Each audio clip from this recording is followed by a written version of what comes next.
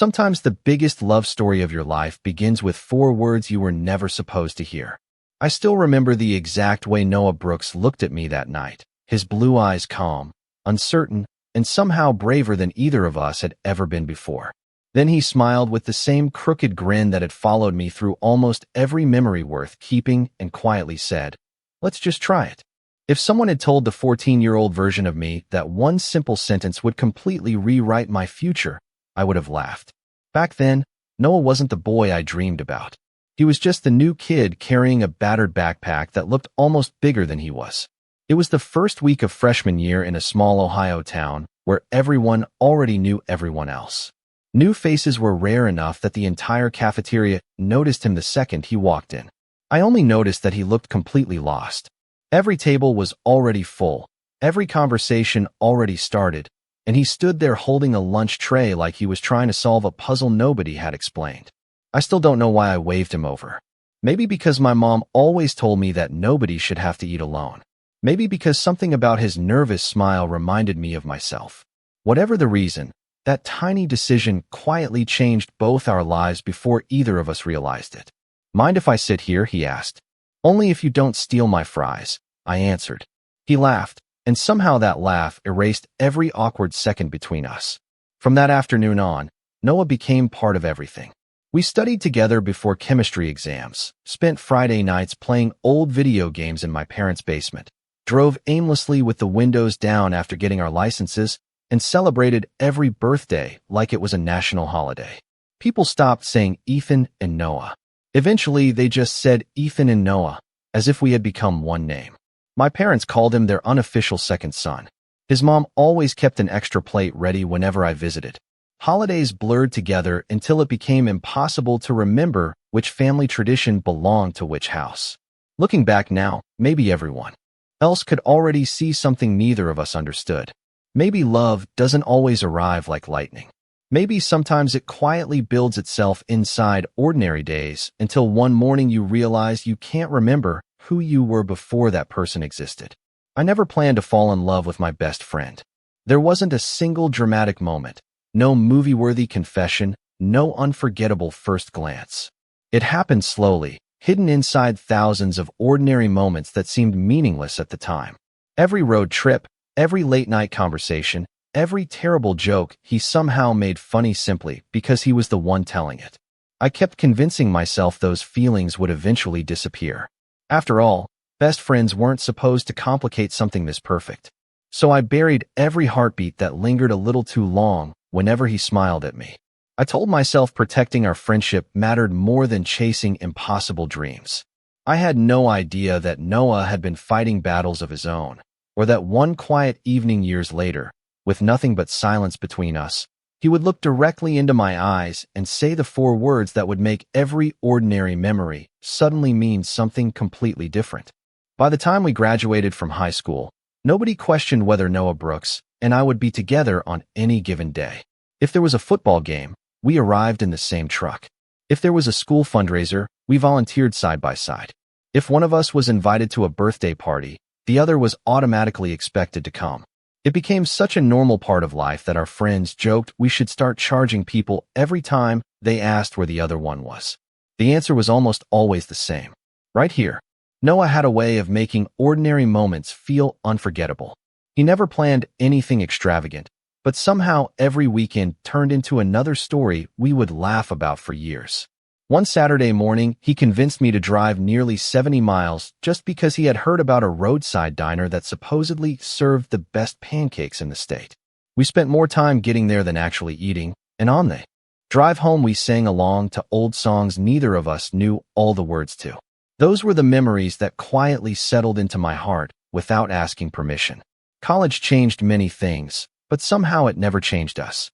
We attended different universities less than an hour apart, and every Friday evening one of us would make the drive to see the other. Sometimes we ordered pizza and watched terrible science fiction movies. Sometimes we stayed up until 2 in the morning talking about careers, family, and the lives we imagined we would have by 30. Noah wanted to design buildings that made people feel welcome the second they walked inside. I dreamed of creating artwork that would hang in places where strangers could stop for a moment and simply breathe. We encouraged each other through every exam, every rejection letter, every unexpected success. When I doubted myself, Noah never let me stay discouraged for long. He always believed I could do more than I believed myself capable of doing. Looking back now, I think that was the moment my feelings quietly crossed a line I never intended to cross. It was not because of his smile or the way people naturally admired him. It was because he made me feel seen even on the days when I could barely recognize myself. He noticed when I skipped meals because I was overwhelmed with assignments. He remembered the anniversary of my grandfather's passing without anyone reminding him. When anxiety kept me awake before a presentation, he showed up outside my apartment before sunrise carrying 2 coffees and a breakfast sandwich because he knew I would forget to eat. He never acted like those things were extraordinary. To him, caring was as natural as breathing. I tried convincing myself that gratitude and love were easy to confuse. Surely anyone would feel this attached to someone who had stood beside them for nearly a decade. Every time my thoughts drifted somewhere dangerous, I forced them back. I dated occasionally, hoping normal relationships would quiet the questions I refused to ask myself. Noah dated too, though none of those relationships ever seemed to last very long. Whenever one of us experienced another awkward breakup, we laughed it off over burgers or coffee and promised the right person would eventually come along. Neither of us realized we were describing each other without ever saying it aloud. The strange thing about hidden feelings is that they rarely disappear. They simply become better at hiding. Mine settled into the quiet spaces between conversations, into the extra second I held eye contact before looking away, into the unexpected disappointment I felt whenever someone flirted with Noah. I carried those emotions like a secret that had become so familiar I almost forgot I was carrying it at all, never imagining that somewhere behind his easy smile, Noah was beginning to ask himself the very same questions. Life has a strange way of changing direction without asking for permission. There was no dramatic fight, no betrayal, no moment where everything suddenly fell apart. Instead, the distance between Noah and me arrived quietly, disguised as adulthood. After graduation, Noah accepted a position at a respected architecture firm in Columbus, while I joined a small design studio back in our hometown. The drive between us was only about 90 minutes, close enough that we promised nothing would change. At first, it did not. We still called almost every evening. We still spent weekends together whenever our schedules allowed.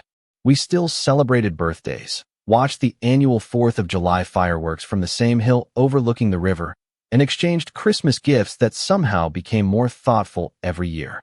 But careers have a way of filling calendars faster than anyone expects. Noah stayed late at the office to impress senior partners. I accepted freelance projects that often kept me working well past midnight. Slowly, our conversations became shorter. Sometimes one of us would fall asleep before returning a message.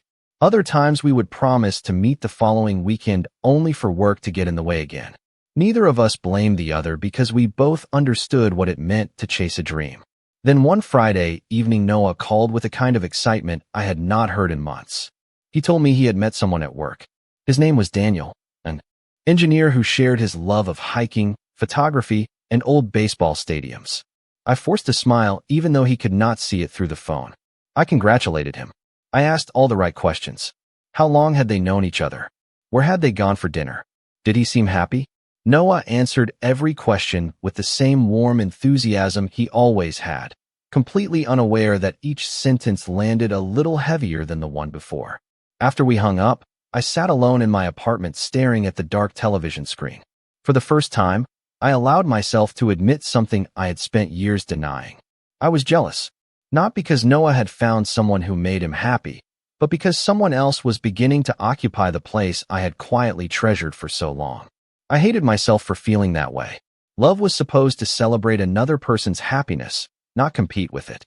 So I buried the feeling where I had buried everything else and convinced myself it would pass. Weeks turned into months. Noah talked about Daniel often. They explored new restaurants together, spent weekends visiting state parks, and even adopted a golden retriever named Cooper. Every story came with photographs that Noah eagerly texted to me. I replied with cheerful comments, pretending the tightness in my chest was nothing more than exhaustion. My own coworkers noticed I had become quieter, but I blamed deadlines and long hours. The truth was much simpler. I was grieving something I had never actually possessed, Then, almost as suddenly as it had begun, Noah stopped mentioning Daniel altogether. One evening he called and asked if I wanted to meet at our favorite lakeside diner the following Saturday. His voice sounded different, softer somehow, carrying a weight I could not explain.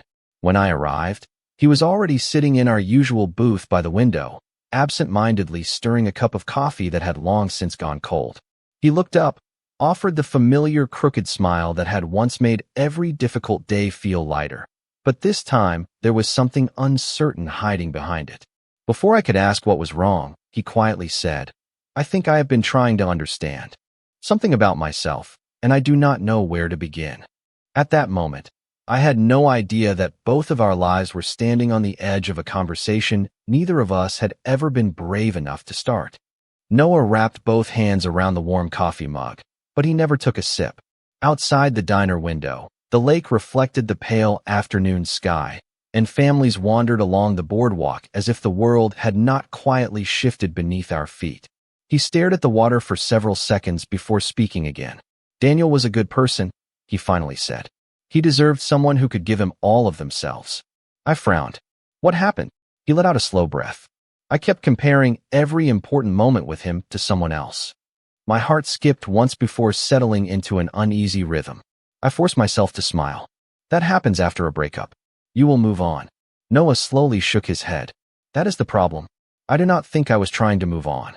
Silence settled between us, comfortable in the way only years of friendship could allow. We had never needed constant conversation. We could sit together for hours, each lost in our own thoughts, and somehow still feel understood. But this silence felt different. It carried questions neither of us knew how to ask. After leaving the diner, we walked toward the lakeside trail we had visited since high school. The wooden dock stretched over the calm water exactly as I remembered it, weathered by countless seasons but still standing. We leaned against the railing without saying much, watching a small fishing boat drift toward the opposite shore. Finally, Noah spoke again. "Do you ever wonder how people know?" I looked at him. "Know what?" "When friendship becomes something else." I laughed softly, hoping humor could hide my racing thoughts. If I knew the answer, I would probably write a best-selling book. He smiled, but it faded almost immediately. "I used to think love was supposed to arrive all at once. Fireworks. Certainty. Some huge moment that makes everything obvious." He glanced toward the water before continuing. "Lately I have been wondering if maybe it grows so slowly that you do not notice until it has already changed everything." My chest tightened. Every instinct told me to change the subject, to protect what we had always been. Instead, I asked the one question I immediately wished I could take back. "Did Daniel make you realize that?" Noah looked directly at me, his expression honest in a way I had rarely seen. "No." His voice was almost a whisper. "Losing Daniel made me realize I was searching for someone who already existed." My pulse echoed in my ears. Part of me wanted to believe I understood exactly what he meant. Another part warned me not to imagine something that could destroy 14 years of trust if I was wrong. We resumed walking as the evening air grew cooler, eventually stopping outside my apartment. Neither of us reached for the door handle. Neither of us seemed ready to end the conversation. Noah slipped his hands into his jacket pockets and gave a nervous laugh that sounded completely unfamiliar. "Can I ask you something strange?" he said. "You have earned that right a long time ago," I answered. He nodded once, searching my face as if every word suddenly mattered more than either of us expected. "Have you ever looked at your life and wondered whether the person you have been searching for has been standing beside you the whole time?" I opened my mouth, but no answer came. For the first time since I had met Noah Brooks, words completely abandoned me, and in that quiet moment I realized the next conversation we had might change the meaning of every memory we had ever shared. The question lingered between us long after the evening ended. I stood outside my apartment watching Noah drive away, wondering if I had imagined everything or if 14 years of carefully buried emotions had finally found their way to the surface. For the next several days, neither of us mentioned that conversation. We exchanged our usual messages about work, complained about deadlines, and shared funny pictures the way we always had. On the outside, nothing had changed. Underneath every ordinary word, however, there was a quiet awareness that neither of us could ignore anymore. 3 weeks later, Noah called on a Friday afternoon. His voice sounded lighter than it had in months. I am driving back home tonight, he said. Do you want to come over? My parents are visiting my sister this weekend, so I have the place to myself. It was an invitation that would have seemed completely ordinary at any other point in our lives. I had spent countless weekends at his house over the years. We had watched movies until sunrise, ordered too much takeout, argued over card games, and laughed about memories that nobody else would have understood. Yet this time felt different before I even stepped through the front door. Noah greeted me with the same familiar smile, handed me a slice of pizza fresh from the oven, and immediately started teasing me for arriving 10 minutes later than planned.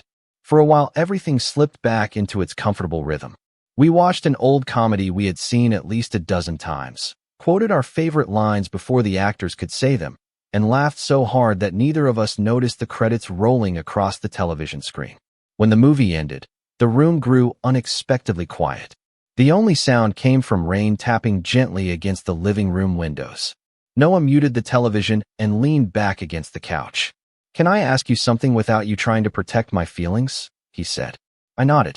You can ask me anything. He looked down at his hands before speaking. Have you ever felt like your whole life made perfect sense until you finally started asking yourself honest questions? I did not answer immediately because I knew exactly what he meant. I had spent years pretending certainty was easier than honesty.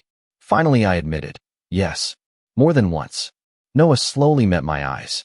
I keep thinking about everything we have been through. Every birthday, every road trip, every time one of us needed the other. I thought I understood what all those memories meant. He smiled sadly. Now I am not so sure anymore. My heart pounded so loudly that I wondered if he could hear it. I realized I had reached a point where silence was no longer protecting our friendship. It was only protecting my fear. Before I could lose my courage, I quietly said, there were moments when I wondered the same thing. I just never believed it was a conversation we were supposed to have. Noah studied my face for several long seconds. There was no surprise in his expression, only relief, as though a weight he had carried alone had finally become lighter.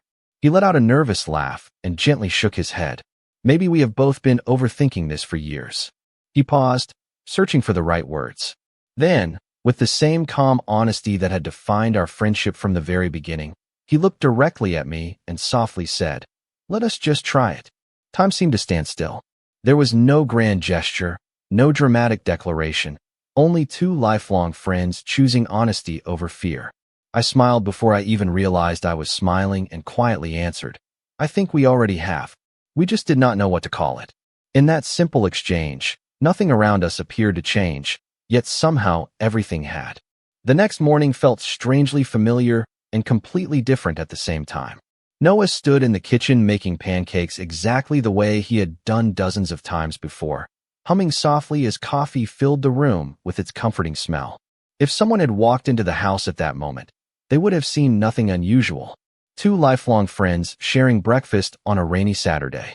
Yet every glance carried a new meaning, and every quiet smile felt like the beginning of a language we had only just learned to speak. Neither of us rushed to define what had happened the night before. There was no pressure to label our relationship or rewrite 14 years of memories overnight. Instead, we did what we had always done. We talked. We laughed. We argued over whether blueberry pancakes were better than chocolate chip pancakes. The ordinary rhythm of our friendship remained untouched, but beneath it ran a quiet current of honesty that had never existed before. On the drive back to my apartment that afternoon, Noah reached over and rested his hand lightly on the center console between us. It was not a dramatic gesture. It was almost hesitant, as though he was asking a question without using words. I smiled, moved my hand beside his, and for the first time neither of us felt the need to pretend that simple closeness meant nothing. The following weeks became a season of small discoveries. We learned that almost everything we loved about each other had already existed long before we admitted our feelings. We still spent Sunday mornings walking through the local farmer's market. We still challenged each other to impossible trivia questions during long drives. We still sent ridiculous memes throughout the workday, whenever one of us needed a reason to smile. The biggest difference was not in what we did. It was in what we no longer hid. When I told Noah I missed him after a difficult week, I no longer disguised it as a joke. When he called just to hear my voice after a stressful meeting, he did not invent an excuse for making the call. Honesty slowly replaced assumptions, and with it came a surprising sense of peace. Of course, not every moment was effortless. More than once we caught ourselves wondering whether we were risking the most important friendship either of us had ever known. One evening, while sitting on the hood of Noah's truck watching the sunset paint the sky shades of orange and gold, I finally admitted the fear that had followed me for years. What if this changes everything? I quietly asked. Noah looked toward the horizon before answering. Everything already changed the day we stopped pretending. The only difference now is that we finally know the truth. His words stayed with me long after that evening ended. I realized I had spent so many years protecting our friendship from imaginary disasters that I had almost missed the happiness waiting on the other side of honesty. We were not trying to become different people. We were simply allowing ourselves to become more genuine versions of the people we had always been. There was still one challenge we had not faced.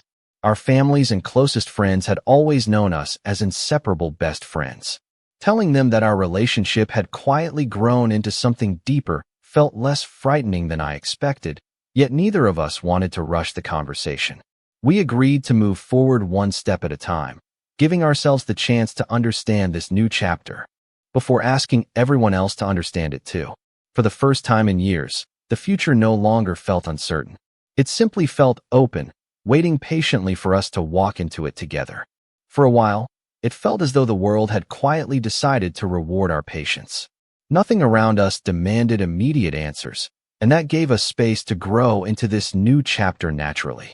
We never tried to erase the friendship that had shaped us.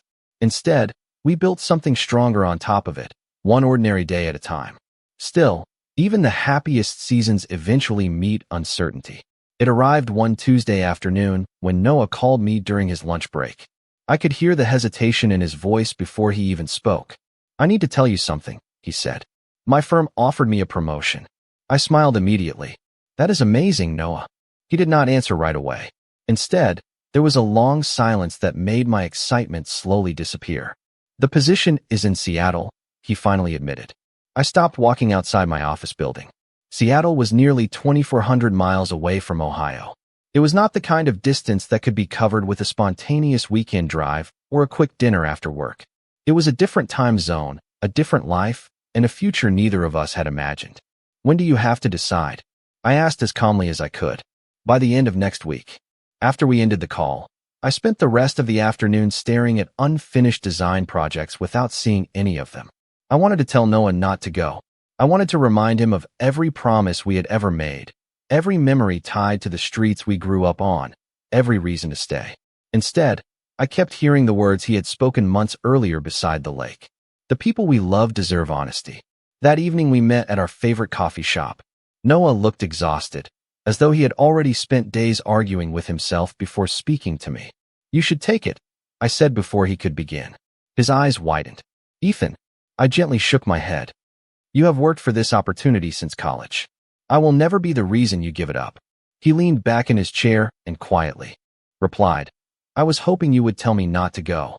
My heart ached because I almost had. Instead, I smiled through the sadness. "If I asked you to stay because I was afraid, eventually you would wonder what life might have been like if you had gone. I do not want our story to become one built on regrets."